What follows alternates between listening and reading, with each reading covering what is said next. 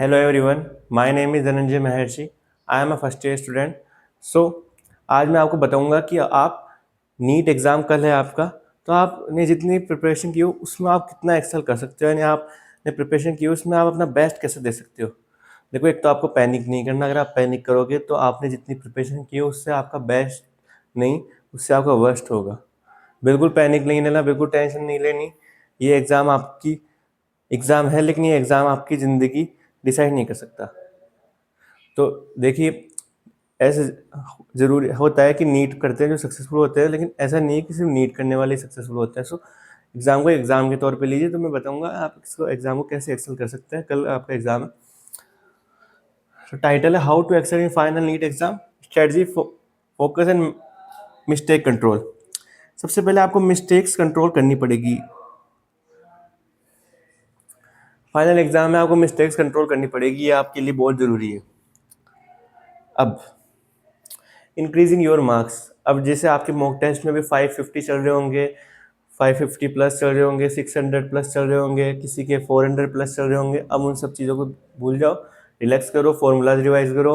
जो important points आपको लगते थे एनसीईआरटी में, जो पॉइंट्स लग रहे थे, जो important tables, scientist name, diagram, example, name reaction, organic में, इनऑर्गेनिक में नेम रिएक्शन, तो ये सब रिवाइज करने का टाइम आ गया. अब increase your marks, focus on high yield topics. अब जो आपको मोस्ट इंपॉर्टेंट टॉपिक्स है, जैसे बायोलॉजी में एमबीए, जेनेटिक्स, इकोलॉजी बहुत इंपॉर्टेंट है, बायोटेक्नोलॉजी, जो रिप्रोडक्शन है, ट्वेल्थ का सारा पार्ट बहुत हाई यील्ड है. कम अभी वो लास्ट टाइम पे आपको रिवाइज करना है. जो टॉपिक आपको लगता है बार बार भूल जाते थे, उनको अभी रिवाइज करने का टाइम है एक दिन में. तो focus on high yield topics. रिवाइड रिवाइज मल्टीपल टाइम्स. जैसे कुछ अब फिजिक्स के फॉर्मूलाज अगर आपने शीट में लिख रखे हैं, मुश्किल से 3-4 पेज की शीट होगी, अगर वो आपने पूरे लिखे एक साथ, तो उसको कम से कम, कल एग्जाम है तो आप उसको 3-4 बार देख जाओ, टिप ऑफ टंग हो जाएंगे आपके. Practice previous year question paper. मेरी आपको एडवाइस है कि आज का दिन आप अभी वीडियो देख रहे हो तो आप कम से कम एक जो आपने पहले सोल्व किया हुआ है, जैसे नीट 2023 या 22 का पेपर सोल्व कर लेना. और कल जब आप एग्ज़ाम देने जाओ तो 24 का फिजिक्स केमिस्ट्री कर जाना. उससे आपका कॉन्फिडेंस बूस्ट अप होगा, और जो आपका टेंस हो रहे थे सुबह सुबह, वो आपका दूर हो जाएगा. तो ये ज़रूर करना. Active recall and speed repetition. अब देखिए, एक दिन बचा है. अब आप उसमें कितना पर कर सकते हो. एक्टिव रिकॉल और स्पीड रिपीटेशन करना है. यहाँ पे कुछ टाइपिंग एरर हो गई थी, कोई दिक्कत नहीं. काम your self in exam hall. देखिए, ये बहुत अच्छी बात है कि अगर आप एग्जाम में काम नहीं रहेगी तो आपने चाहे पूरा सिलेबस से 10 बार कर रखा है, आपके पेपर में मॉक टेस्ट में 720 मार्क्स पे आए, लेकिन अगर आप पैनिक हो गए ना तो आप खराब कराओगे उसको, पेपर को. तो अगर आप कहीं भी स्टक होते हो तो एक बार डीप ब्रीथिंग कर लीजिए, 5-10 की. आपको ज़रूर ये होगा, पॉजिटिव सेल्फ टॉक कीजिए कि मैं कर सकता हूँ, मेरा नहीं होगा तो किसका होगा. ये चीज़ ज़रूरी है. Avoid panic if stuck. Panic को अवॉइड करना है, कोई अपने ऊपर प्रेशर नहीं लेना. आपका होगा सिलेक्शन अगर आपने पूरे साल मेहनत की है. अगर आप काम रहोगे, आप अपना टेम्परामेंट और माइंड सेट पॉजिटिव रखोगे तो आपका सिलेक्शन ज़रूर होगा. Stay hydrated. आपको हाइड्रेटेड रहना. Trust your preparation. देखो, हाइड्रेटेड ज़रूरी है, लेकिन आप इतना भी एक्सेसिव पानी मत पी लेना कि आप एग्जाम हॉल में बार बार आपको वॉशरूम जाना पड़े. तो आप थोड़ा थोड़ा पानी पीजिए ताकि वो दिक्कत ना हो. और एग्ज़ाम के टाइम में अगर आपको स्टक हो रहे हो तो एक बार पानी, या एक, मेरे को याद है 2025 के वो हार्ड पेपर था, मैं एकदम से बीच में स्टक हुआ, लेकिन मैंने 10 सेकंड में पहुँच लिया, जल्दी से जाके वॉशरूम जाके आया. उसके बाद जो मेरी पेपर की वो बनी ना, ऐसे नहीं कि आप नहीं पढ़ के गए और आप बाहर जाके आ जाओगे इसकी, लेकिन मैंने पढ़ा हुआ था, लेकिन स्टक फील कर रहा था. तो थोड़ा सा 10 सेकंड का ब्रेक, देखो 10 सेकंड में इतना फ़र्क नहीं पड़ता. तो ये ज़रूरी है बहुत. Avoid mistakes in exam hall. Read question carefully. आपको क्वेश्चन केयरफुली रीड करना है. देखिए, मेरे साथ ये बहुत, मैं 1-2 लाइन पढ़ी, पहले अपने दिमाग में परसेप्शन बना लिया कि ये क्वेश्चन होगा. ऐसा नहीं करना आपको बिल्कुल. Underline keywords. कीवर्ड्स को अंडरलाइन कीजिए. ये देखिए, अब आप मॉक टेस्ट दे रहे हो तो आपको ये चीज़ें सब पता होनी चाहिए कि कीवर्ड्स को अंडरलाइन करना होता है. Manage time wisely. देखिए, नीट एग्ज़ाम अगर आप बताओ, अगर नीट एग्ज़ाम 3 घंटे की जगह 6 घंटे का होता तो किसका सिलेक्शन रुकता. नीट एग्ज़ाम में टाइम ही तो मैटर है.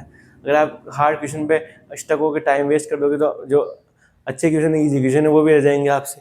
तो टाइम को वाइजली में वो करना है manage. Attempt non question first.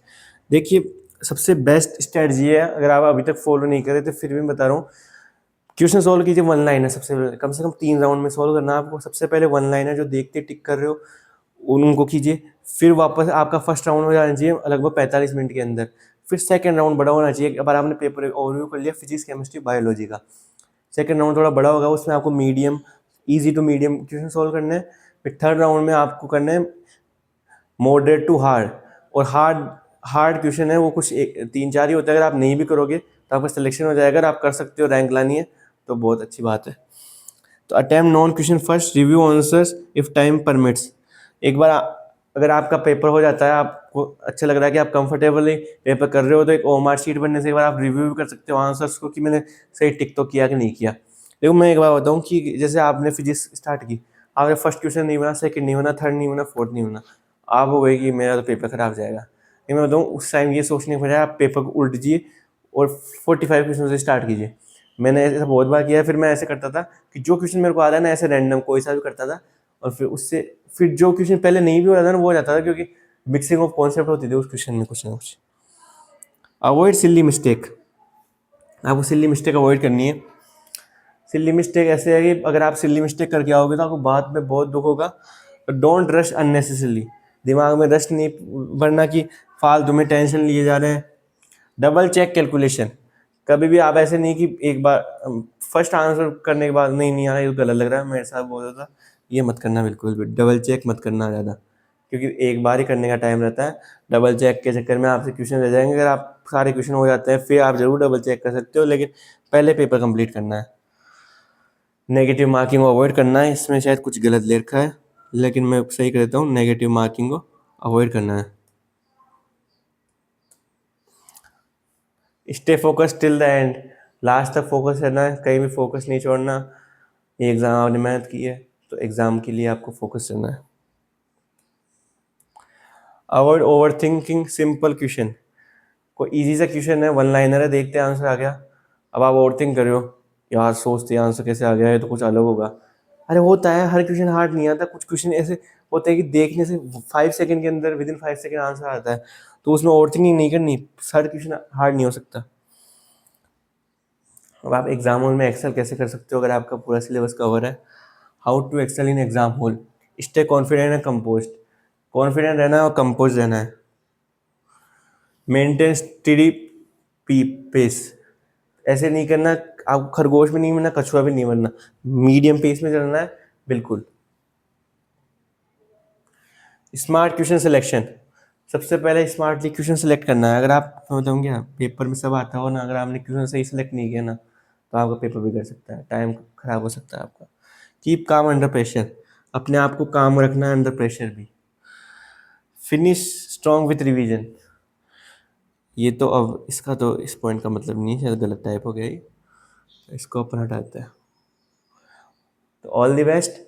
एक मिनट, मैं अब आपको थोड़ा और बताता हूँ कि अब आप सोच रहे हो कि कैसा पेपर आएगा। एक बार मैं अपन देखते हैं कि नीट 2025 का पेपर को एक बार एनालाइज करते हैं। बहुत फालतू पैनिक होते हो, सब बोलते टफेस्ट पेपर था, लेकिन उसमें भी आप कैसे रास्ता डिफ़िकल्टी ब्रेक डाउन करते हैं अपन। देखो आज नीट 2025 का overview, difficult analysis of NEET 2025। Difficult था पेपर, मॉडरेट टू डिफ़िकल्ट था, ऐसे नहीं कर सकते बिल्कुल डिफ़िकल्ट था, मॉडरेट टू डिफ़िकल्ट था। इसको इजी मॉडरेट हार्ड में कैटेगराइज करते हैं। अब अपन एग्ज़ाम की प्लानिंग के लिए सबसे पहले फिजिक्स एनालाइज करते हैं। फिजिक्स में 50 क्वेश्चन थे, उनमें इजी 15 थे, मॉडरेट 25 थे, हार्ड 10 थे, और लेंदी और कैलकुलेशन बेस्ड पेपर था। अब आप देखिए, ये शायद इसमें कुछ गलत हो गया क्योंकि क्वेश्चन तो कुल मिला के 45 ही होते हैं, इसमें ये चीज़ गलत हो गई। 15 क्वेश्चन थे, सिंपल फॉर्मूला बेस्ड थे, ईजी कैटेगरी में थे। मॉडरेट क्वेश्चन क्या होता है जिनमें आपकी अच्छी कॉन्सेप्ट होनी चाहिए।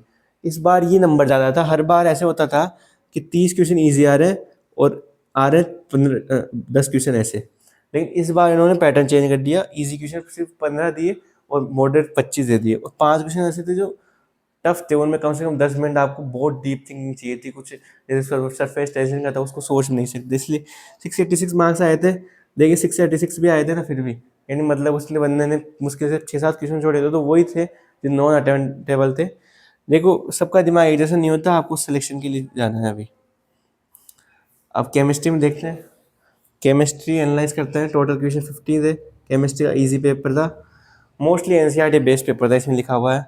मॉडरेट 22 थे, और हार्ड क्वेश्चन इसमें फिर भी थोड़ा मिस्टेक है, शायद लिखने में मिस्टेक हो जाती है कई बार।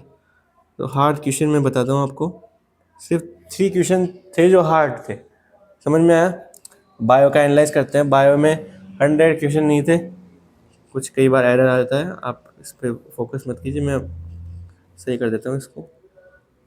90 क्वेश्चन का पेपर होता है, सबको पता है 90 का। उसमें इजी थे, 60 क्वेश्चन थे, बिल्कुल इजी थे।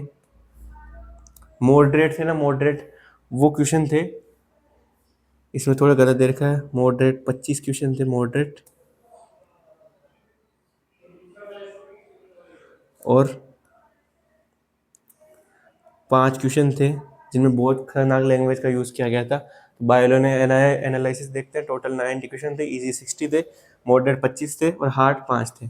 डायरेक्ट एनसीईआरटी क्वेश्चन थे most of the comparison. Biology थी, ईजीएस्ट थी बायोलॉजी। केमिस्ट्री मॉडरेट थी, और फिजिक्स को टफेस्ट कह सकते हैं और ईयर्स के बेस पे। ऐसे भी नहीं थी कि बिल्कुल आप सॉरी नहीं कर सकते, आपको उसमें टाइम मैनेजमेंट इंपॉर्टेंट था। कंक्लूजन, ओवरऑल पेपर है ना, मॉडरेट टू टफ कहूँगा मैं इसको। बिल्कुल मॉडरेट भी नहीं कह सकते, टफ तो था लेकिन इतना भी नहीं कि सॉल्व नहीं हो सकता।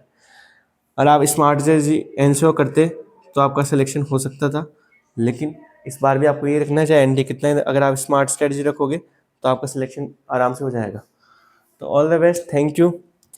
मिलते हैं फिर कल, आपको पेपर डिस्कशन कराएंगे अपनी, कल 5 बजे मिलते हैं अपन। ऑल द बेस्ट, काम रहना।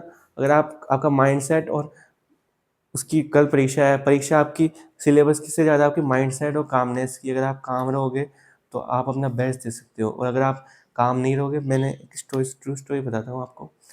मेरा एक दोस्त था पिछले साल, उसके आकाश का पेपर में उसके कई बार 720 में 8 बार 720 में 720 आए थे, लेकिन उसका सिलेक्शन नहीं हुआ। क्यों नहीं हुआ?